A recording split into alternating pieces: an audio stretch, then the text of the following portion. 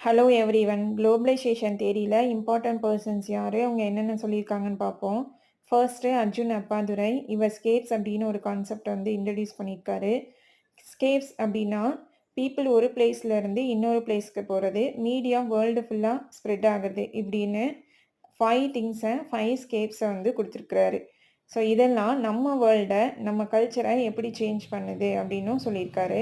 Next Anthony Giddens. இவர் என்ன சொன்னாருன்னா, குளோபலைசேஷன் அப்படிங்கிறது ஒன்றும் இல்லை, மாடர்னிட்டி தான் வேர்ல்டு ஃபுல்லாக ஸ்ப்ரெட் ஆகி நம்ம லைஃப்பையும் நம்ம சொசைட்டியையும் எப்படி சேஞ்ச் பண்ணுது அப்படின்னு சொல்லியிருக்காரு. இவர் இந்த கான்செப்டை குளோபல் மாடர்னிட்டி அப்படின்னு சொன்னார். Third Ulrich Beck. இவர் ரிஸ்க் சொசைட்டி கான்செப்டை வந்து சொன்னவர். குளோபலைசேஷனோட நெகட்டிவ் சைஸ் தான் ரிஸ்க் சொசைட்டி. ஃபோர்த்து ஒன் மேனுவல் காஸ்டல்ஸ். இவர் நெட்வொர்க் சொசைட்டி பற்றி சொன்னவர்.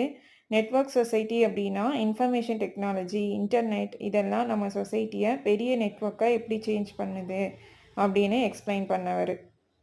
இவங்கெல்லாம் குளோபலைசேஷனை டிஃப்ரெண்ட் ஆங்கிள்லேருந்து பார்த்து ஒவ்வொருத்தவங்களும் ஒவ்வொரு கான்செப்ட் வந்து சொல்லியிருக்காங்க. தேங்க்ஸ் ஃபார் வாட்சிங்.